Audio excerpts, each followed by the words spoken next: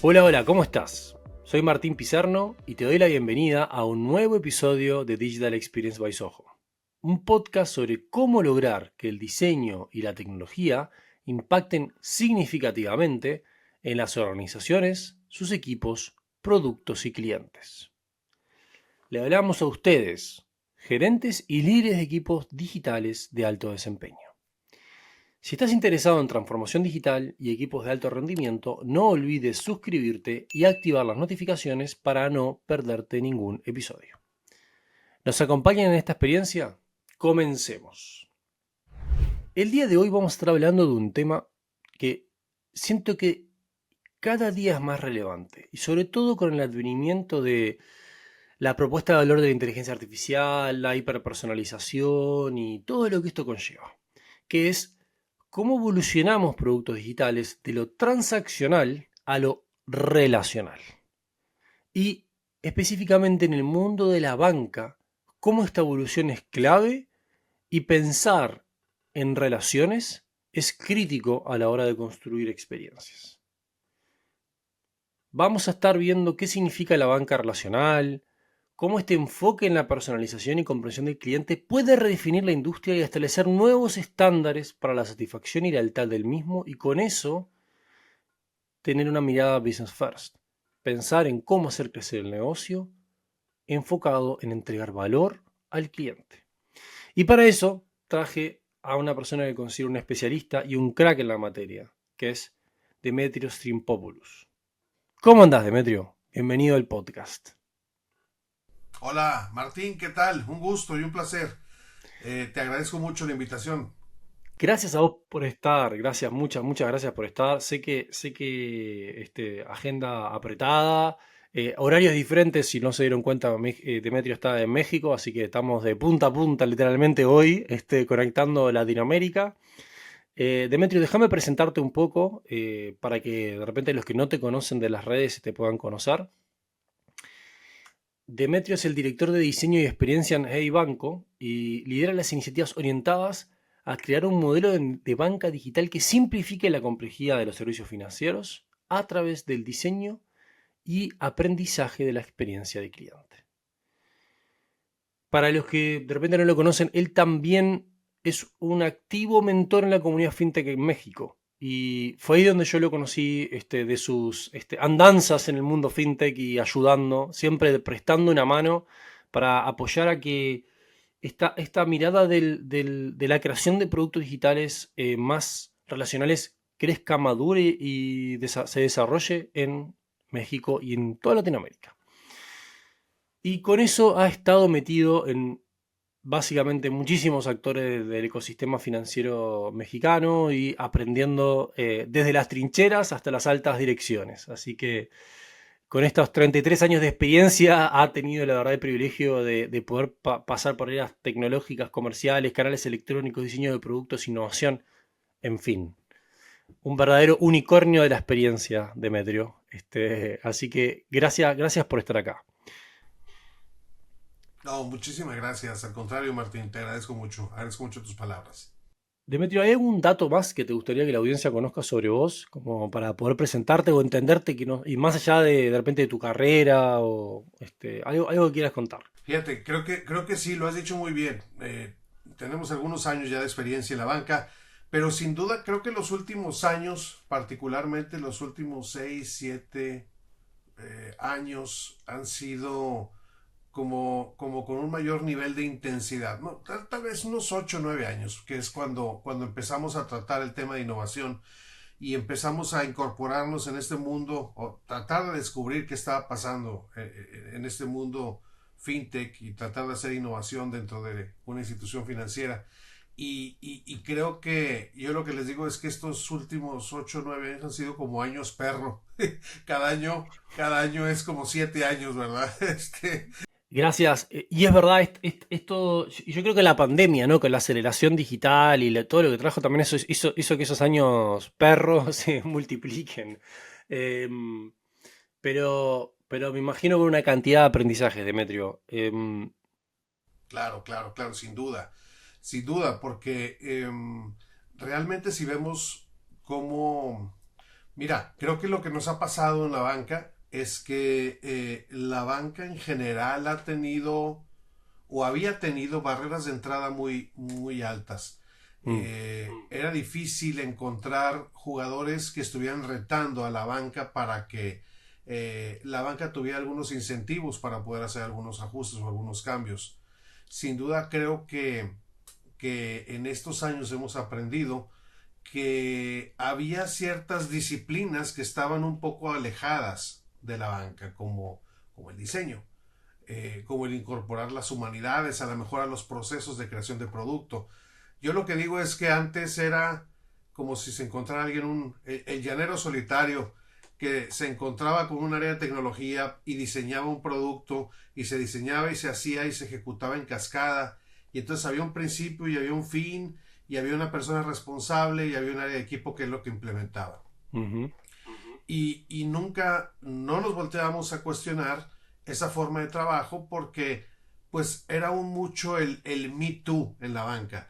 O sea, alguien sacaba un producto, alguien lo replicaba, alguien lo mejoraba un poco más y al final la banca en general, pues los productos que había no eran muy variados y la verdad eran tal vez un poco mejor uno con otro.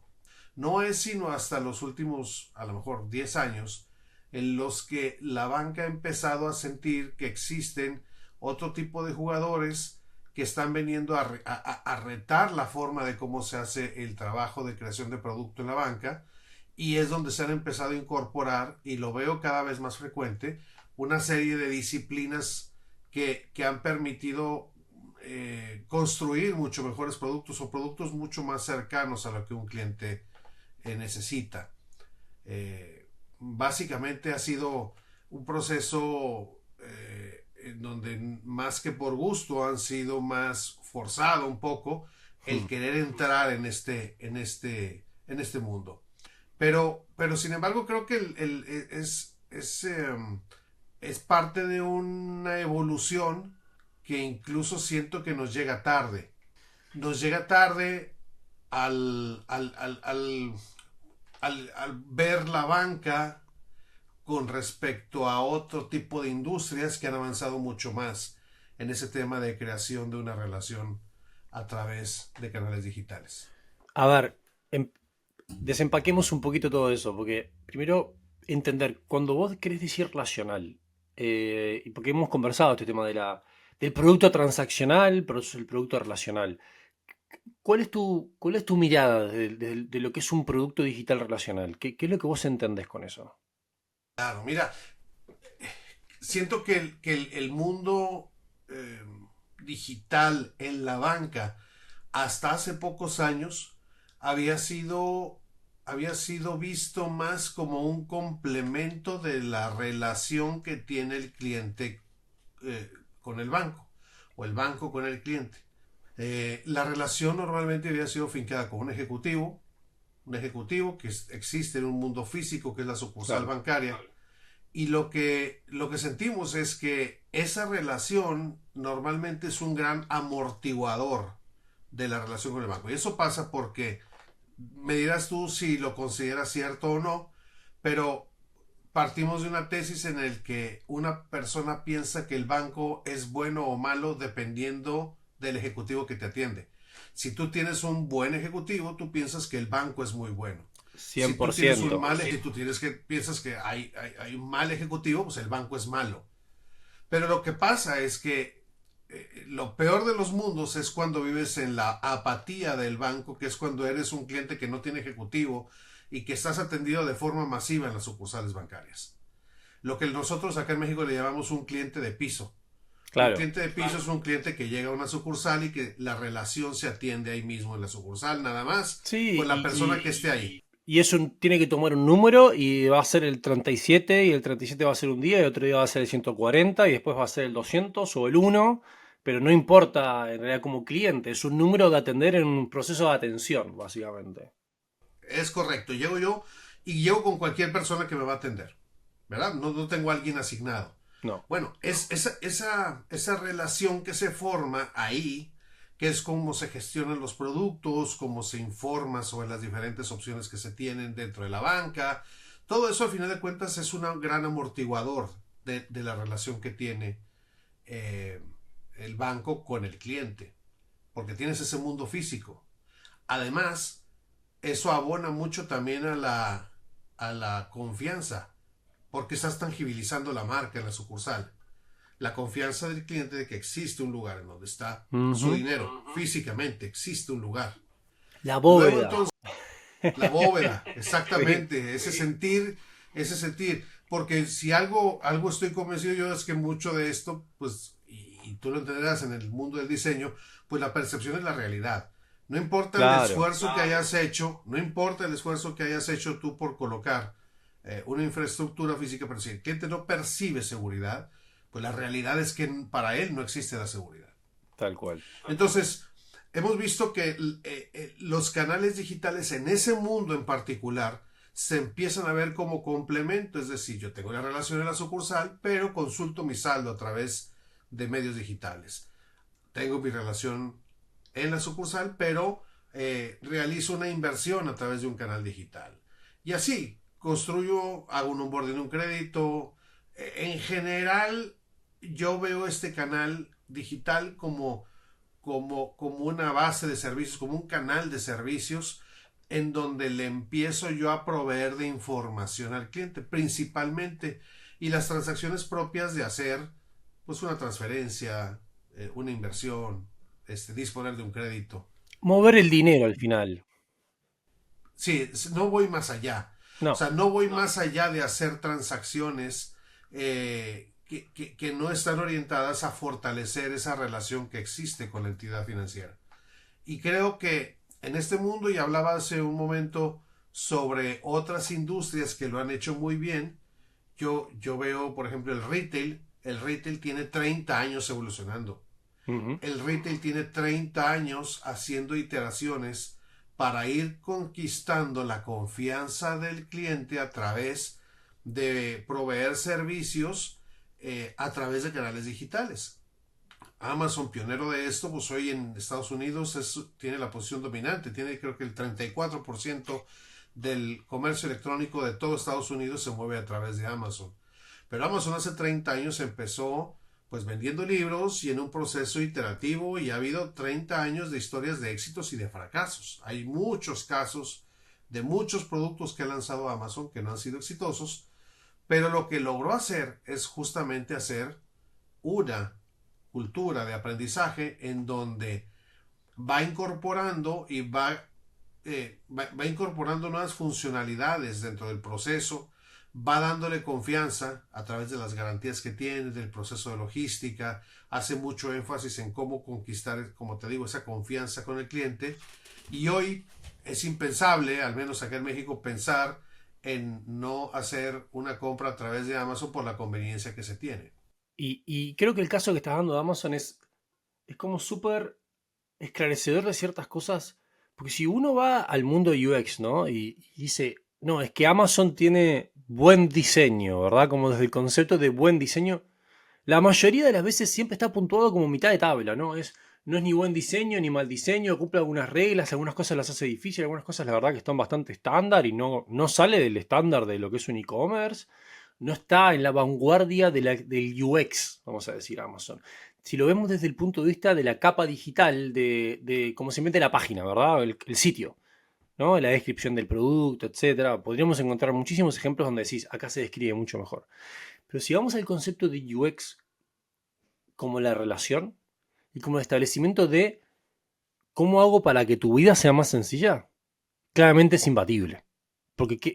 Y ahí es donde entra el concepto que creo que Don Norman quería decir originalmente cuando hablaba de UX, como que UX es todo. UX es cómo te haces cargo del delivery, el tiempo que lleva, la información que le entregas al cliente de cómo viene, el proceso de reclamo, el proceso de cómo le retomas el producto. Eh, no es solamente lo que está pasando en el sitio. Correcto, no es solamente el mundo digital, es todo lo que pasa de punta a punta. Es decir, yo, por ejemplo, es increíble cómo Amazon también cuando logra entrar a Latinoamérica entiende que las reglas no son las mismas que en Estados Unidos y cuando llega a México al menos hace ciertos ajustes para poder hacer, por ejemplo, el pago, pues no todos necesariamente tienen una tarjeta de crédito, entonces acepta pagos en un Oxxo, en una tienda de conveniencia.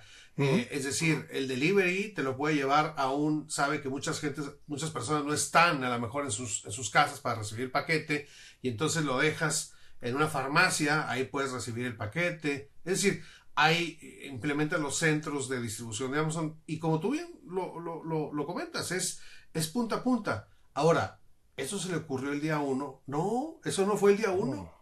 Eso fue el resultado de un proceso evolutivo de poder estar poniendo en práctica y de poder entender al cliente y de poder... A ver, sí hay muchos elementos que a lo mejor tienen muchos años. Por ejemplo, social ratings. El que tú tengas ahí una calificación del producto y un review que de alguna manera todo eso incentiva o genera confianza sobre un producto para que se venda más. Y está comprobado que el que tiene mejores calificaciones vende más que el que no tiene mejores calificaciones. Eh, pero hay muchas cosas que las ha ido construyendo a lo largo de 30 años. Y ahí es donde creo yo que ha construido una buena relación con el cliente, porque no solamente es la compra, sino es la entrega, sino es la garantía, sino es la devolución, sino es todo, el Es todo, todo, lo que ha todo. construido de una manera extraordinaria, de tal suerte que genera la confianza suficiente para que el cliente sienta un mayor deseo de comprar en Amazon que en una tienda física. Ahora, esto ha ocurrido en 30 años. La banca tiene 10. Es decir, nos faltan 20. O sea, hay 20 años de diferencia en los que la banca o el sistema financiero hemos tratado de hacer una relación en 10 años, lo que Amazon tiene 30 años haciendo, evidentemente tiene una ventaja mayor. Por Vamos supuesto. tarde en ese sentido. Y creo que estamos en este proceso de aprendizaje, en este proceso de poner en práctica muchas de las cosas que en otras industrias pueden servirnos de inspiración para poderlo hacer. Me hiciste acordar con eso, Demetrio, también hablando de los abuelos del UX, ¿no? A Don Norman y Jacob Nielsen, que hablan también en el proceso de madurez de este cliente centrismo, ¿verdad? Porque no lo podríamos llamar UX, sino como esta mirada de lo relacional, ¿no? De que lo importante de establecer sistemas de relación de confianza con el cliente, que decían las empresas que más lo han desarrollado, que están más avanzadas en esto, por general, les han costado 20, 30 años de construcción, porque en realidad esto no es el establecimiento de implementar un nuevo, para ir a un ejemplo bancario, un nuevo core bancario, entonces ahora me relaciono mejor. No, es el core, es la integración entre los servicios, es el tiempo, los procesos, las personas, cómo seleccionás personas. Hasta ese punto, ¿qué tipo de persona tiene que estar? ¿Cómo nos vamos a organizar? ¿Cuáles son las responsabilidades que tienen que tener los gerentes y los que tienen que tener las personas en la línea? Entonces, empiezan a haber tantos cambios y en realidad, al final, como que la desmitificación de esto es que esto cambia la velocidad humana. Y la velocidad humana para el cambio es lenta. No es un tema tecnológico, es un tema humano. Es un tema de que nos cuestan los cambios. Y en una organización grande cuesta más porque son más humanos. Entonces hay que cambiar es más lento el cambio que cuando fue una persona. Es un tema de adopción. Sí. La adopción lleva su tiempo. La adopción lleva, a ver, como bien dices, es el cambio y el cambio duele y el cambio se resiste y el cambio hace que las personas no tengan necesariamente eh, no, la productividad de querer ejecutar algo que tal vez no tiene tan claro el beneficio que va a llegar a tener porque no es tangible, a lo mejor de primera mano. Entonces, si ese proceso de adopción lleva un tiempo y a veces el hacer cambios demasiado bruscos evidentemente lo hacen que las cosas se detengan un poco más o vayan a un ritmo distinto.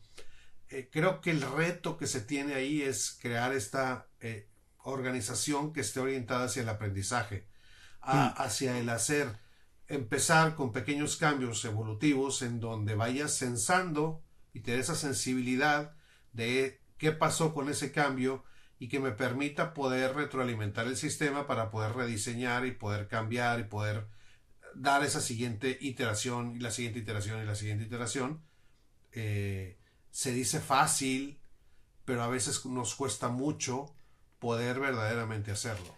Muchísimo. Y creo que diste en el clavo, Demetrio. En realidad, la única manera, nosotros no podemos, o sea, podríamos poner como la estrella polar final, es decir, esta relación con el cliente, ¿no? Perdurable, pero en realidad la clave para que eso suceda no es el establecimiento de un proceso rígido de estructura donde vamos a estar, el cliente siempre se lo atiende de esta manera y esta es la pauta y tenés un millón de pautas de cómo atender al cliente por un millón posible de situaciones, sino lo que dijiste, que es construir sistemas o humanos que estén abiertos al aprendizaje y que tomen el feedback, que tengan sistemas de feedback, loops de feedback, que les permita cambiar.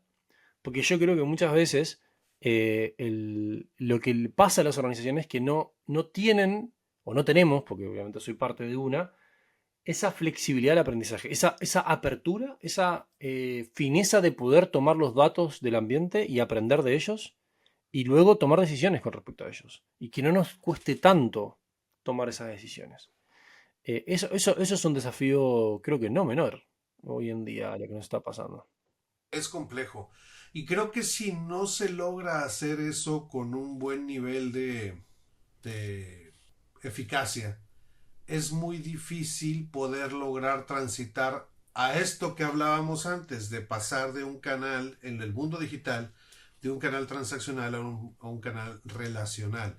Un canal en donde yo pueda lograr comunicar al cliente la suficiente confianza para que todo el proceso de su relación con la institución financiera se realice en el mundo digital. Y ahí pienso que el no poder conectar esto para poder darle sus herramientas de autoatención, poder tener esos canales de resolución de cualquier tema que ocurra, porque pues, al final de cuentas los bancos somos también empresas que pasan cosas y que es complejo, ¿verdad? El engranar todo lo que sucede. Pero si no tenemos esa seguridad que le demos al cliente, no podemos establecer ese vínculo y esa relación. Y cuando le quedas mal en un momento, volvemos a lo que hablamos. Percepción es realidad. Y la percepción de un mal servicio es, en el mundo digital, se expande, pero a una velocidad impresionante, distinto a hacerlo de forma individual en una sucursal. En lo colectivo, en lo social, en el digital se replica de una manera impresionantemente rápida, ¿verdad? Tal cual. Entonces ese es el gran reto que tenemos. Y, y- y ese reto, vos decís que es particular de la banca porque en realidad, como decías vos, es que venimos empezando a cuestionarnos esto hace menos tiempo o lo sentís que en la banca es particularmente más difícil por alguna razón. Creo que la gran diferencia es que mi patrimonio está ahí. O sea, Claro. yo como cliente, el poner mi patrimonio en una institución creo que tiene que ser doble, triple, cuádruple, 10 veces más confiable que en otras instituciones en donde tal vez la relación o el riesgo tal vez sea mucho más acotado para el cliente, ¿verdad? La percepción de riesgo del cliente. Súper interesante eso, porque creo que también es una de las, uno de lo que yo he visto a veces, de lo que hablábamos del cambio cultural, probablemente por qué también le cuesta tanto a los bancos de repente poder hacer este cambio, porque al final el banco lo que tiene es en su cultura la mitigación del riesgo, o sea, como el control del riesgo, ¿verdad? O sea, todas las empresas en sí tienen que analizar sus riesgos, pero probablemente en la banca y en los seguros, ¿verdad? Son de las dos empresas del tipo de empresas que más viven del riesgo, del análisis del riesgo. Entonces, si te has convertido en tan bueno para afinar el riesgo, te puede pasar dos cosas, ¿verdad? Como culturalmente. Yo me lo imagino como esta película de Ben Stiller, Mi novia Polly, ¿verdad? Que él era un analista de riesgo, entonces todo lo veía con los riesgos que le implicaba hacer una acción, ¿verdad?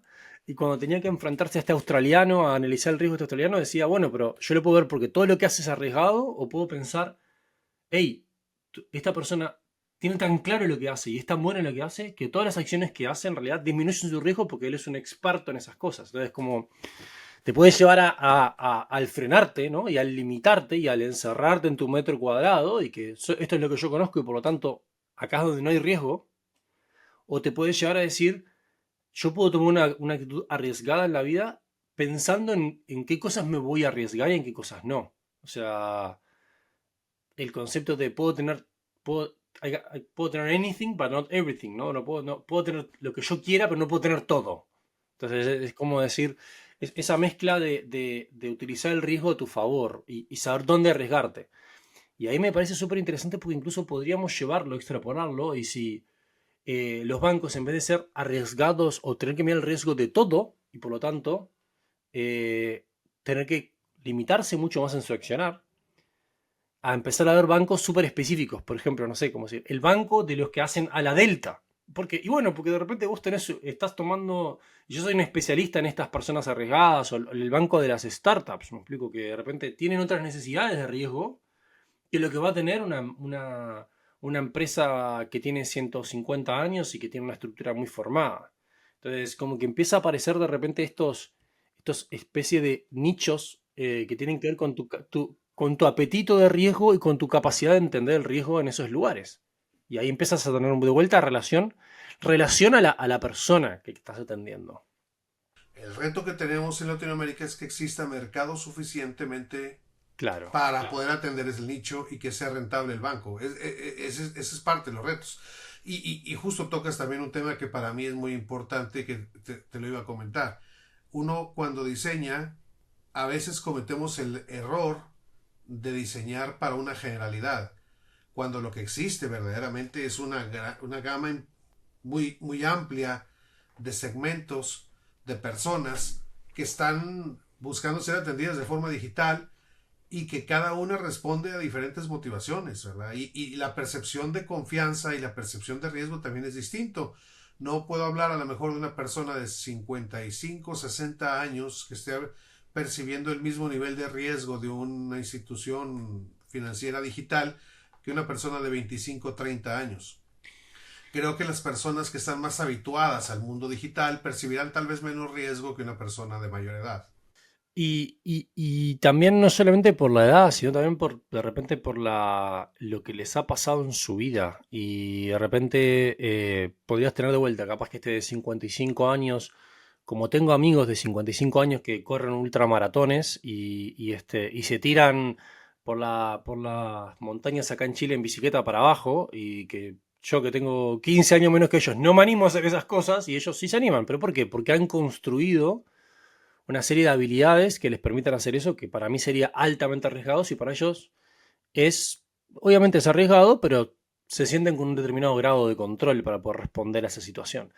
Eh, pero esto es súper potente lo que estás diciendo, porque justo, mira, venía una conversación anterior, en la mañana, hablando de por qué las webs son tan iguales. Y hablábamos de la inteligencia artificial como un catalizador de la creatividad en el medio digital, ¿verdad? Pero no desde el punto de vista de que ahora con Sonnet podemos hacer videos más realistas. Eso lo veo como algo anecdótico. Qué bueno, me explico, encantado de que suceda.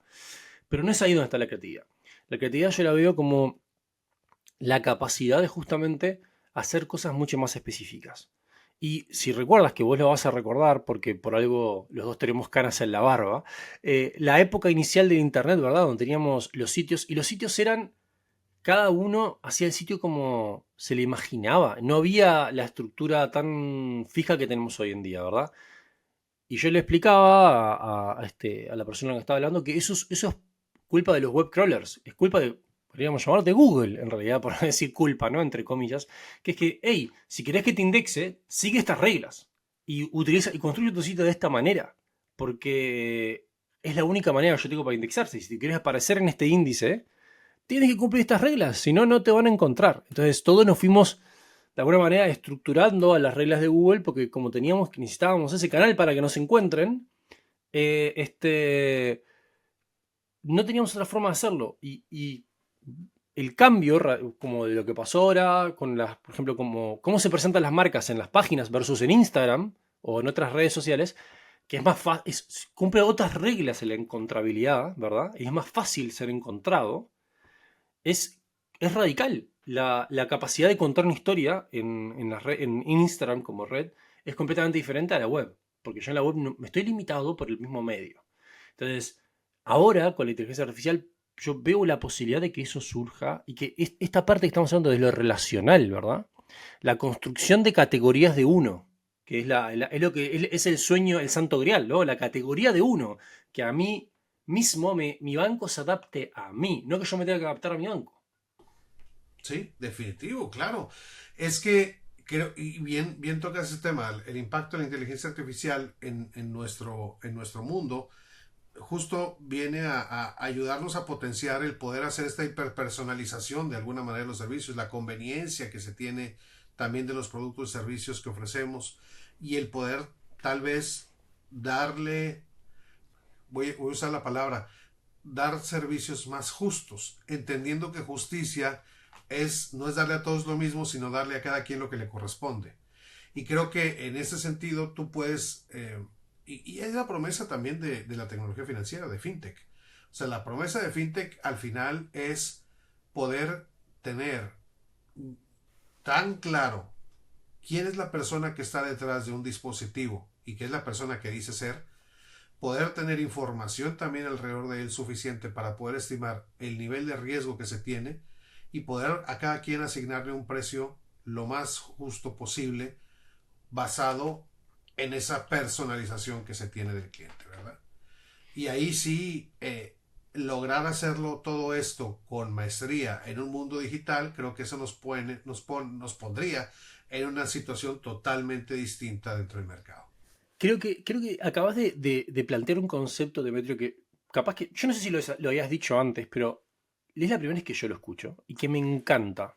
Que creo que debería ser el verdadero lema de lo que está atrás del mundo fintech, que tal vez no todo el mundo lo dice, pero es esa justicia que estás hablando. Es decir, hey, yo como soy el banco, no es que no sea justo porque no puede, no quiere, muchas veces es porque no puede. Tiene que establecer por sus mismas limitantes y por lo mismo que estás diciendo vos, o sea, por el mercado, para que yo pueda ser rentable, tengo que establecer reglas que son bastante, digámoslo, rígidas y arbitrarias y vos estás o no estás dentro de estos parámetros. O sea, o estás o no estás. Si no estás, no te puedo atender. Si estás, te puedo atender. Y ahí empezamos a hablar, ¿verdad? En cambio, al tener esta tecnología, esta capacidad técnica, y hacerlo con maestría, que la palabra que creo que esa palabra no es menor, es con maestría, de una manera tal que sea estructurado y pueda escalar de una manera que mantenga y permita la rentabilidad que necesita una empresa para poder existir, ¿verdad? Pero que al mismo tiempo conecte con la justicia, que es distribuir esto que en realidad la posibilidad de bancarizarse y contar con eso como una palanca para tu crecimiento como empresa o como persona, no es menor, pero hecho de una manera justa, alineada a lo que es tu característica personal como cliente, ¿verdad? Eso me parece, esas dos palabras, la justicia y la maestría, creo que son hitos clave para definir lo que es lo relacional. Creo que es. Lo relacional es hacer justicia a uno, es darle a quien lo que merece y lo que necesita. Cada quien lo que le corresponde. Eso creo que es lo que mejor define, me parece a mí, lo que es lo relacional y el habilitador que es lo relacional. Y eso creo que eso no es posible hacerlo si no es a través de canales digitales, de fuentes de información, de tener nosotros un mejor conocimiento del cliente, mejores formas de cómo identificar la identidad del cliente que está detrás del dispositivo, eh, tener los riesgos controlados para poder evidentemente dar la mejor oferta de productos financieros. Una cosa que vi por la creación de Hey Banco en realidad es que, y yendo a este concepto del cambio de las organizaciones que estábamos hablando antes, es, bueno, muchas organizaciones también se han dado cuenta que en sus estructuras tradicionales era muy difícil la innovación y era muy difícil hacer el cambio a convertirse en verdaderas empresas de aprendizaje, ¿verdad? Y viendo esto del mundo fintech o viendo estas startups tecnológicas que de repente surgen más con este ADN, ¿verdad? Desde el inicio, porque el concepto de una startup es el aprendizaje continuo. O sea, una startup solo existe bajo el aprendizaje y por eso necesita esta cantidad de rondas de inversiones, porque su lema, o sea, su razón de ser es, vamos a estar iterando y aprendiendo hasta que logremos escalar, pero mientras tanto necesitamos plata para seguir aprendiendo.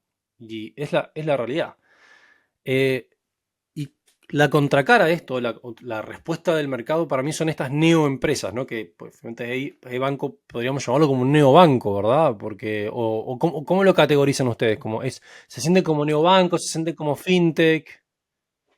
Sí, como neobanco, pues nosotros ya tenemos otorgada una licencia bancaria que nos la dieron en octubre del año pasado y estamos en el proceso de construcción de todos los procesos para poder separarnos del banco origen en donde Ujú. formamos Hey Banco.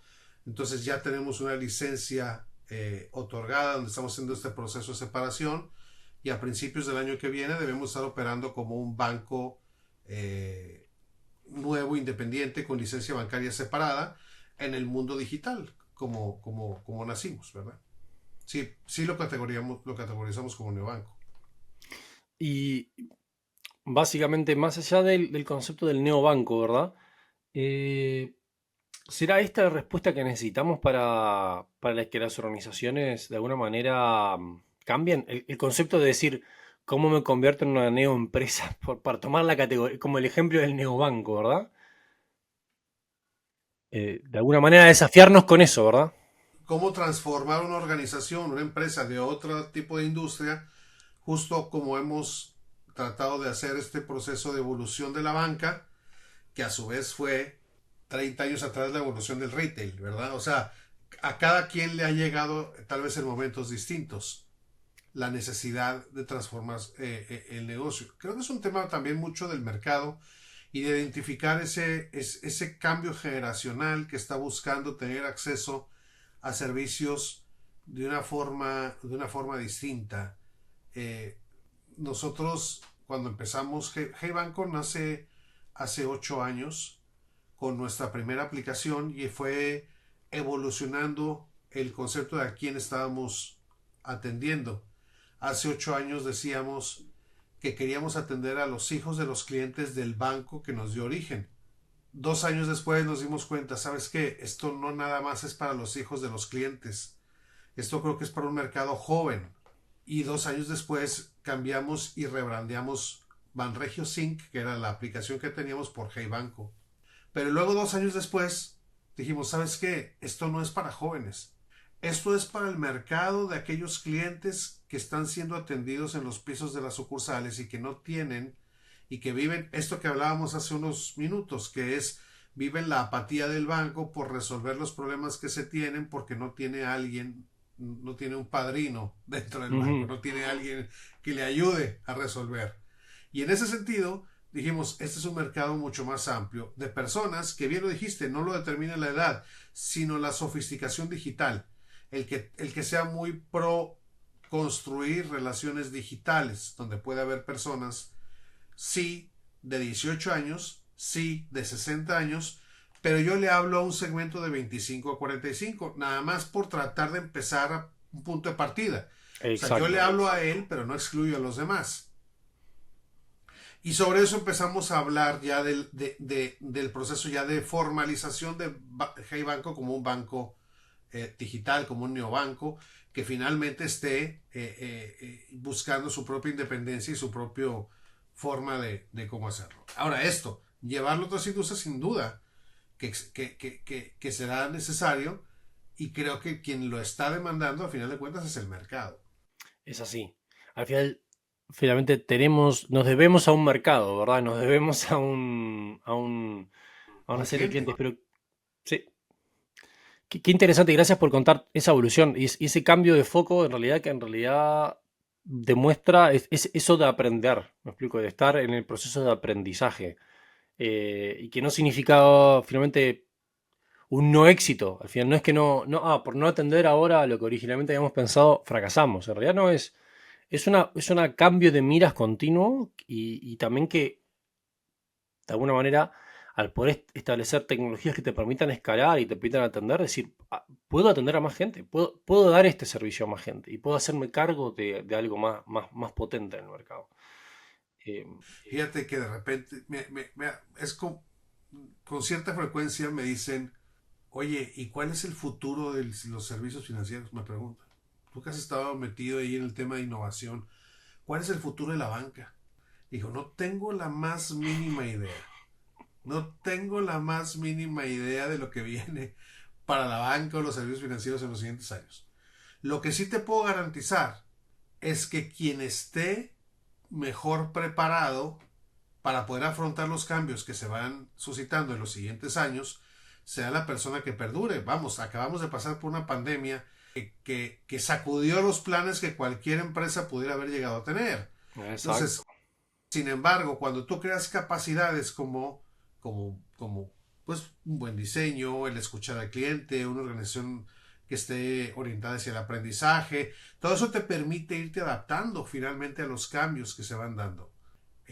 Y eso finalmente es lo que te acaba garantizando, si no, tal vez sí poniéndote en un estado arriba para poder ser exitoso como organización en los siguientes años, ¿verdad? O sea, no te lo garantiza, pero sí te pone en un nivel mucho más alto, porque serás capaz de tener esa sensibilidad por entender al cliente, por estar iterando, por adaptarte, y eso al final del tiempo eh, te permitirá poder tener esas siguientes iteraciones.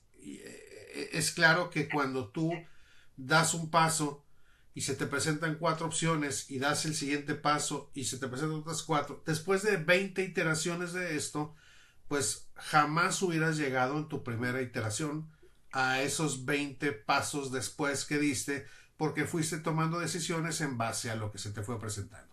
Lo Tal mismo cual. ocurre con esto. Y lo otro que es la importancia de la consistencia, ¿verdad? De decir, ok, porque si hoy vamos para allá y después no, no, era para allá y otra para allá y otra para allá, en realidad lo que pasa es que no puedes construir cosas. Siempre uno tiene que pensar en cómo construyo en base a lo que ayer tengo, cómo me sirve para construir el paso de hoy y luego el paso de mañana, pero con una consistencia que nos permite ir creciendo, ¿verdad? Es como de repente pensar que uno podría ya ser físico-culturista por hacer un día de remo, un día de pesas, un día de correr, un día de esto, un día del otro. No.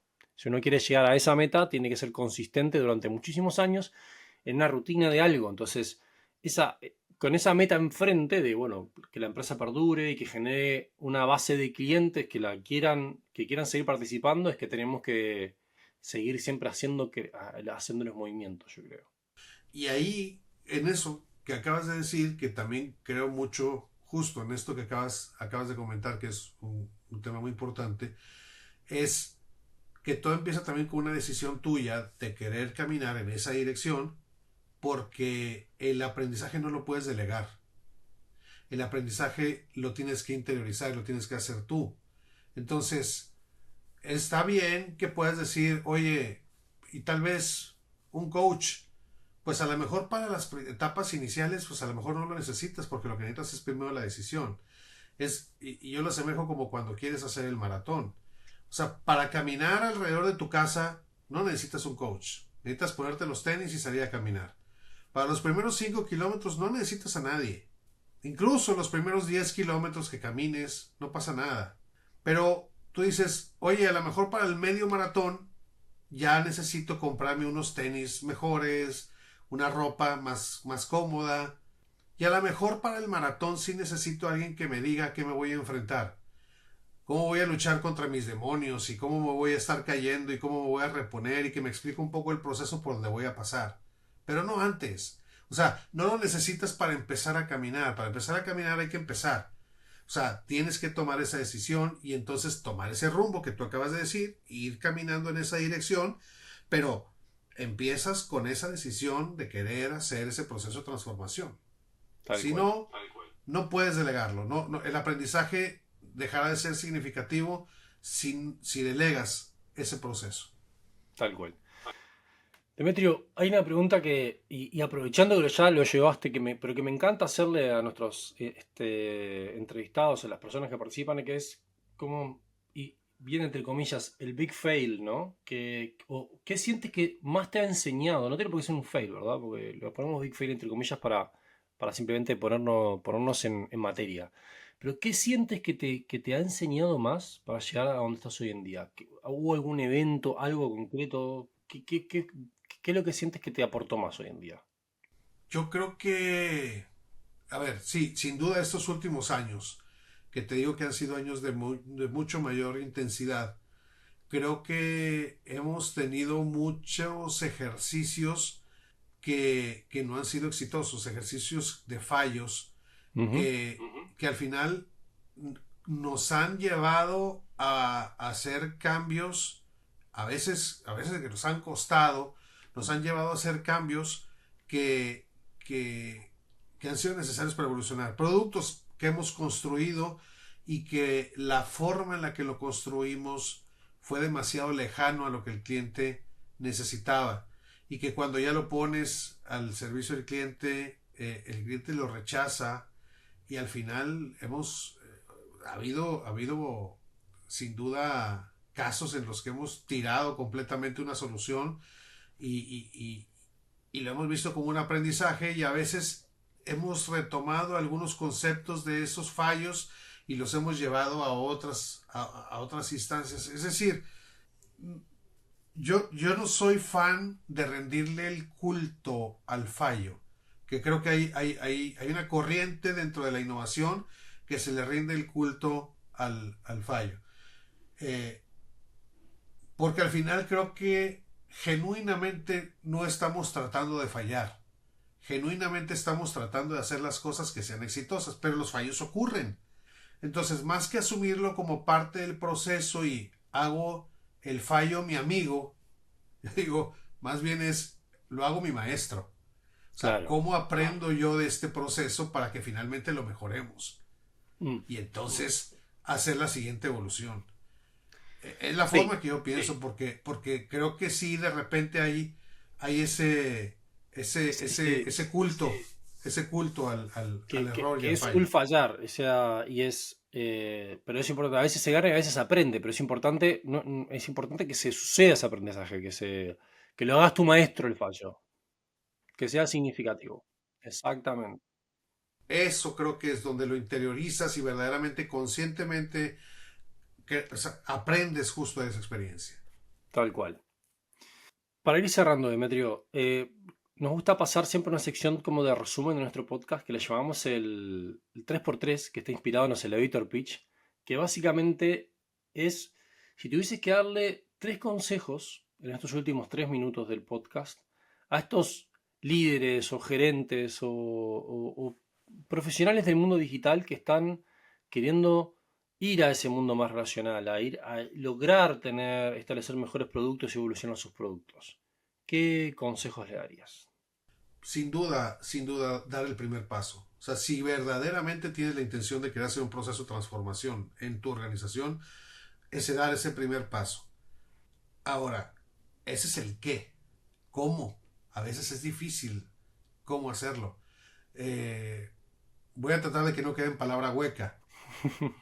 Nosotros, por ejemplo, creo que, y yo personalmente estoy convencido que cuando quieres empezar a hacer, necesitas incubar, desarrollar un poco esas capacidades y esas habilidades. Yo hablo a lo mejor de que primero empieces haciendo un esfuerzo de transformación en lo pequeño para que vayas aprendiendo y luego lleves esa cultura hacia la organización. Perfecto. No tratar de hacerlo dentro de la misma organización con los recursos que se tienen. ¿Por qué? Pues porque hay demasiados distractores para poder hacer esta tarea y para poder crear este músculo y para poder crear esta capacidad. Las capacidades se crean de cero si no las has desarrollado. Entonces eso cuesta. Entonces sí es, creo que importante incubarlas y después llevarlas a la organización. Eso creo. El aprendizaje, obviamente, creo que sería otro de los grandes temas que sin duda son importantes. Cómo crear esta cultura que esté lo suficientemente cercana al cliente para poder entender lo que estoy poniendo en manos del cliente y que entienda esa retroalimentación para poder mejorar ese proceso y continuamente estar agregando valor. Tercero, la agilidad para poder hacerlo, detectar rápido cualquier desviación. Creo que eso es muy importante también cuando estoy poniendo algo en práctica y estoy aprendiendo del cliente, que la organización la pueda preparar para poder tener la agilidad suficiente para poder cambiar y mejorar. Tal cual. Entonces, es crea capacidades, aprende, crea una organización que aprenda y sé lo suficientemente ágil para poder estar reaccionando. Yo creo que en eso Excelente resumen y consejos. Y me hiciste acordar a un consejo extra, voy a decir, es cuando estés haciendo todo esto, muchas veces el problema que tenemos es que le ponemos nombres rimbombantes y como que generan altas expectativas, ¿verdad? Como no, el proceso de transformación digital de la empresa, vamos a aplicar agilidad a escala y una cantidad de cosas que hacen que el fallar sea tan alto el riesgo de fallo y tan notoria la caída, que al final tenemos que hacer tantos compromisos, que al final los cambios son mínimos, porque no podemos fallar cuando dijimos que teníamos tanto cambio, tanta cosa. Entonces empezamos a hacer compromisos entonces movamos la aguja lo mínimo posible, pero movámosla, pero no hagamos una transformación real. Y un experto en este tema una vez me contó que cuando vos querés empezar a hacer estas cosas, te conviene empezar poniéndole un área chica en un nombre lo más aburrido posible, para que nadie le preste atención, como mejora evolutiva de los procesos de atención al cliente en canales de autoatención, y como algo que sea súper aburrido, que nadie tenga ganas de participar. Entonces, al no tener nadie ganas de participar y no tiene los ojos puestos ahí, ahí es donde ganaste la libertad para poder hacer las cosas y probar, y que el resto de vos te diga, hey, ¿qué está pasando ahí? Yo también quiero de eso. Claro, Pero, tienes toda la razón, toda la razón. pero bueno, no fue un insight mío, digo, no me acuerdo quién fue que me lo dijo, pero es buenísimo. A mí siempre me encantó. Definitivamente, definitivamente. Demetrio, si la gente nuestra audiencia te quisiera contactar, o conocer más sobre tu trabajo, ¿dónde puede encontrarte? O encontrarlo. Con LinkedIn, Demetrio Strimpopoulos, mis redes, @ de Strimpopoulos. Tal vez esto un poco complicado. Lo dejamos igual anotado en la descripción del episodio, no te preocupes. En la descripción del episodio te dejo también por ahí mi correo. Buenísimo. Muchas gracias, Demetrio, por estar con nosotros y por abrir esta conversación. Fue un placer hablar contigo. Gracias también por tener todo tu conocimiento y know-how para que podamos de alguna manera ayudar a mover, y voy a tomar las palabras, a que los servicios digitales y financieros sean cada vez más justos. Así es. Te agradezco, Martín. La verdad también para mí ha sido un gran honor y un placer estar aquí con ustedes y con tu audiencia. Muchas gracias y esperemos que esto sea probablemente una de varias conversaciones que sigamos teniendo. Con muchísimo gusto. Un abrazo. Abrazo. Llegamos al final del episodio. Pero antes, si tienes comentarios o si te quieres poner en contacto con nosotros, puedes hacerlo en hola@soho.cl o seguirnos en nuestro LinkedIn en @soho-humantech. Soy Martín Pizerno y agradezco a Delphi Ciudadana y Salva Luca en nuestro equipo de producción y a Fede Ferreira en la edición.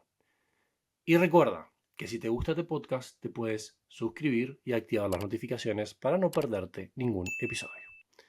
Nos escuchamos en un nuevo Digital Experience. Sayonara.